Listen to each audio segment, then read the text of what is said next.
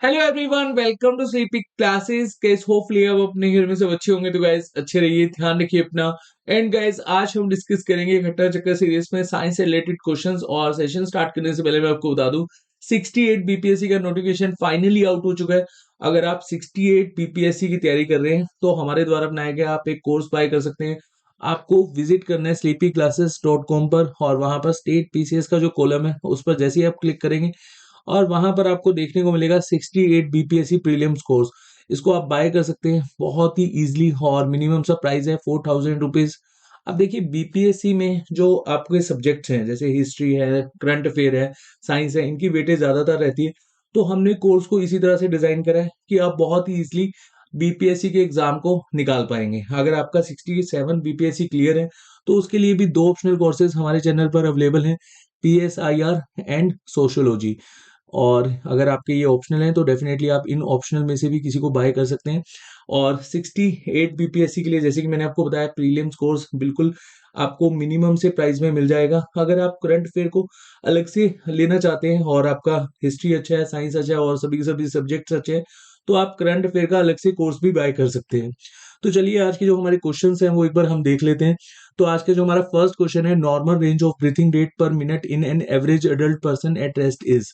Option A है 9-12, option B है 12 to 18, option C है 21 to 24 एंड ऑप्शन डी है 30 to 36। बहुत इजी क्वेश्चन है और वीडियो को पॉज कीजिए, 5 सेकंड का टाइमर ऑन कीजिए। और इस क्वेश्चन का इवन सभी क्वेश्चंस का आंसर आपने पहले क्विज की तरह देना है। और लास्ट में मुझे आपने कमेंट सेक्शन में बताना जरूर है आउट ऑफ 10 आपके कितने क्वेश्चंस ठीक हुए। देखिए जब आप कमेंट करते हैं और वीडियो को लाइक करते हैं और अपने फ्रेंड्स के साथ शेयर करते हैं तो डेफिनेटली हम लोगों को मोटिवेशन मिलता है, और हम लोग भी आपके लिए इस तरह के क्वेश्चंस लेकर आते हैं। और यहाँ पर आपने कमेंट जरूर करना है, और इससे हम लोगों को ये भी आइडिया लग पाएगा कि आप अपने एग्जाम के लिए कितने अच्छे से प्रिपेयर कर पा रहे हैं। तो होपफुली अभी तक आपने इस क्वेश्चन का सही आंसर मार्क कर लिया होगा। तो यहाँ पर ऑप्शन बी बिल्कुल सही हो जाएगा, 12 to 18। वैसे अगर हम देखें तो नॉर्मल रेंज अडल्ट पर्सन की ब्रीथिंग रेट पर मिनट होती है 12 to 20। अभी के लिए ऑप्शन में 12 to 18 है तो ये ऑप्शन बिल्कुल सही है। अगर 12 से बिलो जाए तब भी अब नॉर्मल कंडीशन हो जाती है, अगर 25 से अबव हो जाए तब भी अब नॉर्मल कंडीशन हो जाती है। अब ब्रीथिंग कह सकते हो या फिर वेंटिलेशन कह सकते हो। अब breathing is the process of moving air into and out of the lungs to facilitate gas exchange with the internal environment. और हम इनहेल क्या करते हैं, ऑक्सीजन, और एक्सेल क्या करते हैं, कार्बन डाइऑक्साइड। तो यहाँ पर ये भी कह रही है, तो बहुत इजी फैक्ट है जो आपको पता ही होगा। चलिए नेक्स्ट क्वेश्चन एक बार देख लेते हैं। नेक्स्ट क्वेश्चन है, fat is digested in the largest intestine and option B है स्प्लीन, ऑप्शन सी है माउथ एंड ऑप्शन डी है स्मॉल इंटेस्टाइन। बहुत इजी क्वेश्चन है। अब फैट सबसे पहले डाइजेस्ट कहाँ होता है, तो अगर हम ऑप्शन के पॉइंट ऑफ व्यू से देखें, और वैसे यहाँ पर अगर आपने बायोलॉजी का बेसिक समझा है तो ऑप्शन डी बिल्कुल सही हो जाएगा, स्मॉल इंटेस्टाइन। अब यहाँ पर इसको थोड़ा सा हम अच्छे से समझ लेते हैं। अब majority of fat digestion happens once it reach the small intestine, जैसे कि मैंने आपको बताया। और जो मेजॉरिटी ऑफ न्यूट्रिएंट्स होते हैं वो ऑब्जर्व्ड हो जाते हैं, और जो हमारा पेनक्रियाज होता है वो प्रोड्यूस करता है एंजाइम जो कि फैट को ब्रेक डाउन कर देता है। और अगर हम देखें जो स्मॉल इंटेस्टाइन है ये फैट को डाइजेस्ट कैसे कर पाता है, because it gets bile from the liver through the gall bladder, gall bladder, and which is responsible for fat digestion. तो यहाँ पर ऑप्शन डी आपका बिल्कुल सही हो जाएगा। चलिए नेक्स्ट क्वेश्चन देख लेते हैं। Match the item given in column A and with those in column B. अब कॉलम ए में गिवन है frog, leaves, earthworm, and column B में गिवन है skin, stomata, lungs and skin.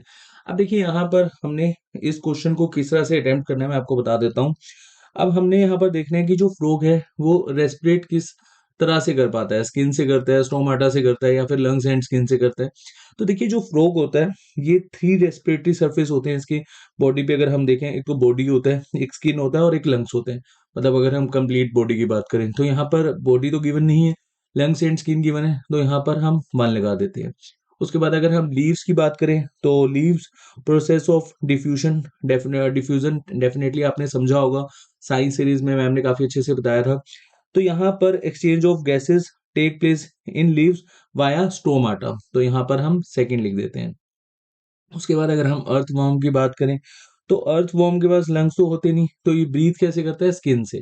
तो यहाँ पर हम लगा देते हैं थर्ड, तो ऑप्शन ए बिल्कुल सही हो जाएगा। बहुत इजी क्वेश्चन था। चलिए नेक्स्ट क्वेश्चन देख लेते हैं। अब देखिए नीपा वायरस का आउटब्रेक सबसे पहले कहाँ हुआ था और डेट्स वाई इसका नाम नीपा रखा गया था। सुंघाई नीपा एक विलेज है और ये विलेज कहाँ पर है? चाइना में, जापान में, थाईलैंड में, इंडोनेशिया में या फिर मलेशिया में। तो देखिए यहाँ पर हमें बहुत इजी क्वेश्चन पूछा हुआ है और इस क्वेश्चन का आंसर हो जाएगा ऑप्शन ई मलेशिया। तो जो नीपा सुंघाई नीपा विलेज है ये कहाँ पर है? मलेशिया में, और मलेशिया में सबसे पहले आउटब्रेक हुआ था 1999 में। और जो निपा वायरस है ये एक तरह का जेनेटिक डिसीज है, ये जेनेटिक वायरस डिसीज है और ये भी बेसिकली ट्रांसमिट होता है एनिमल टू ह्यूमन, जैसे कोरोना वायरस था, और वैसे ही ये एक तरह से निपा वायरस भी है जो एनिमल टू ह्यूमन ट्रांसमिट होता है।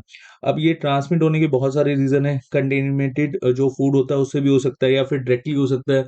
अगर किसी पर्सन को निपा वायरस है, अगर उसके कंटेक्ट में कोई दूसरा पर्सन जाएगा तो उसको भी निपा वायरस हो सकता है। तो काफी इजी था ये क्वेश्चन, तो यहाँ पर ऑप्शन ई बिल्कुल सही हो जाएगा। चलिए नेक्स्ट क्वेश्चन देख लेते हैं। Which branch of Ayurveda deals with mental disorder? अब देखिए यहाँ पर ऑप्शन ए है काया चिकित्सा, ऑप्शन बी है भूत विद्या, और ऑप्शन सी है वाजीकरना, एंड ऑप्शन डी है रसायना। बहुत ही इजी क्वेश्चन है। अगेन आयुर्वेदा आज की डेट में काफी फेमस हो चुका है और जो मेंटल डिसऑर्डर है ये भी हमारे इंडिया में बहुत ज्यादा देखी जा रही है। खैर मेंटल डिसऑर्डर को अगर मैं इस तरह से कहूँ कि जो डिप्रेशन है वो ज्यादातर देखा जा रहा है और इसके लिए भी लोग आयुर्वेदा की जो मेडिसिन है उसको प्रेफर करते हैं, क्योंकि आयुर्वेदा का जो इलाज है या ट्रीटमेंट है वो वैसे तो स्लो है लेकिन काफी इजी भी रहता है और उससे हमें बेनिफिट्स भी बहुत होते हैं। तो ये जो इसकी मेडिसिन है या फिर जो इस ट्रीटमेंट को कहा जाता है ये काफी पॉपुलर है, होपफुली आपने न्यूज़पेपर में भी सुना होगा। तो यहाँ पर ऑप्शन बी बिल्कुल सही हो जाएगा, भूत विद्या। अगर आप इंडियन एक्सप्रेस को फॉलो करते हैं तो डेफिनेटली कुछ महीने पहले आर्टिकल भी आया हुआ था इससे रिलेटेड। तो यहाँ पर ऑप्शन बी बिल्कुल सही हो जाएगा, भूत विद्या। भूत विद्या। अब एक बार हम सभी सभी जो यहाँ पर ऑप्शंस हैं उनको डिस्कस करेंगे। एक बार भूत विद्या को हम डिस्कस कर लेते हैं। अब देखिए भूता का मतलब होता है सुपर नेचुरल बींग, एंड ये एक तरह से जो अब नॉर्मल पर्सन होता है उसकी कंडीशन को ठीक करने के लिए, उसकी मेंटल कंडीशन को ठीक करने के लिए यहाँ पर हम भूत विद्या को एक तरह से यूज करते हैं। और उसके बाद काया चिकित्सा, अगर किसी पर्सन की कंप्लीट बॉडी को मेडिकेशन की जरूरत है या फिर treatment of the body normal, अगर हम हमें फीवर है या फिर हमें सिर दर्द है तो हम इस तरह अगर आयुर्वेदा की अगर कोई मेडिसिन लेंगे तो उसको हम क्या बोलेंगे? काया चिकित्सा, जो इंटरनल मेडिसिन होती है। उसके बाद वाजीकरना। वाजीकरना अगर हम इसको अगर हम इजी लैंग्वेज में समझें, सेक्सुअल पावर को अगर बढ़ाने के लिए अगर हम आयुर्वेदा की कोई मेडिसिन लें तो उसको हम क्या बोलते हैं? वाजीकरना। और रसायना का मतलब क्या होता है? Anti ageing. अगर कोई पर्सन बूढ़ा नहीं होना चाहता तो वो बेसिकली कौन से ट्रीटमेंट में जाता है? आयुर्वेदा के रसायना। तो होपफुली आपको क्वेश्चन क्लियर हो गया होगा। चलिए नेक्स्ट क्वेश्चन देख लेते हैं एक बार। Sex of baby depends on whose chromosome? Mother, father, both mother and father, या फिर ग्रैंड मदर? यहाँ ऑप्शन डी तो बिल्कुल ही गलत हो जाएगा। तो देखिए यहाँ पर जो क्वेश्चन 6 है उसको एक बार हम समझ लेते हैं। अब देखिए सेक्स क्रोमोसोम जो होता है बेबी का, sorry sex of the baby, ये डिपेंड करता है। अब क्रोमोसोम यहाँ पर एक्स एक्स होते हैं फीमेल के और एक्स वाई होते हैं मेल के। अगर एक्स एक्स यहाँ पर मिलेंगे तो गर्ल चाइल्ड बोर्न, और अगर एक्स वाई मिलेंगे तो यहाँ पर मेल चाइल्ड बोर्न। तो किसके क्रोमोसोम डिपेंड करेंगे? मेल के। तो होपफुली आपको यहाँ पर समझ में आ गया होगा। एक्स एक्स क्रोमोसोम होते हैं किसके? फीमेल बॉडी के, और एक्स वाई क्रोमोसोम होते हैं मेल बॉडी के। और अगर एक्स एक्स मिलेंगे तो यहाँ पर अ गर्ल चाइल्ड बॉर्न, और अगर एक्स वाई मिलेंगे तो यहाँ पर अ मेल चाइल्ड बॉर्न। तो होपफुली आपको क्वेश्चन क्लियर हो गया होगा। काफी इजी क्वेश्चन था। चलिए नेक्स्ट क्वेश्चन देख लेते हैं। Scientific study of bird is known as? अगर हम यहाँ पर देखें कि साइंटिफिक स्टडी ऑफ बर्ड्स, इसको हम क्या बोलते हैं? हेर्पेटोलॉजी, एंड उसके बाद लाइमनोलॉजी एंड मैल्कोलॉजी, ऑर्निथोलॉजी एंड ऑरोलॉजी। ऑरोलॉजी तो खैर गलत ही हो जाएगा। तो यहाँ पर हमारा सही ऑप्शन हो जाएगा ऑप्शन डी, ऑर्निथोलॉजी। अब ornithology basically branch of zoology that deals with the study of birds. उसके बाद अगर हम बात करें लिम्नोलॉजी की, लिम्नोलॉजी जो है study of inland fresh water. उसके बाद हेर्पेटोलॉजी, ये बेसिकली स्टडी ऑफ एम्फीबियंस या फिर रेप्टाइल्स, रेप्टाइल्स से आपको याद रहेगा। और उसके बाद orology study of mountains in particular how they are formed. Orology में हम जो माउंटेन्स का बेसिकली क्रिएशन होता है उसको देखते हैं किस तरह से माउंटेन्स बनते हैं, और अगर हम इसकी स्टडी कर रहे हैं तो उसको क्या बोला जाता है, orology. And malacology branch of zoology that deals with mollusca. यहाँ पर मोलुस्का की अगर हम स्टडी कर रहे हैं तो उसको हम क्या बोलते हैं, मालाकोलॉजी। चलिए नेक्स्ट क्वेश्चन देख लेते हैं। Multi drug therapy is for the infection of leprosy, AIDS, cholera या हेपेटाइटिस। तो देखिए यहाँ पर हमारा सही ऑप्शन क्या हो जाएगा, मल्टी ड्रग थेरेपी हम कौन सी डिजीज के लिए देते हैं, लेप्रोसी के लिए। और पिछले 20 सालों में लगभग 16 मिलियन लोग इस थेरेपी से ठीक हुए हैं, और काफ़ी इफेक्टफुल थेरेपी है मल्टी ड्रग थेरेपी। किस लिए देते हैं, लेप्रोसी के लिए।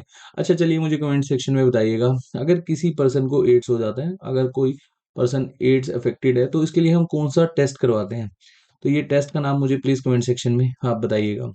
चलिए नेक्स्ट क्वेश्चन देख लेते हैं। What is the ideal level of pH in soil for cropping.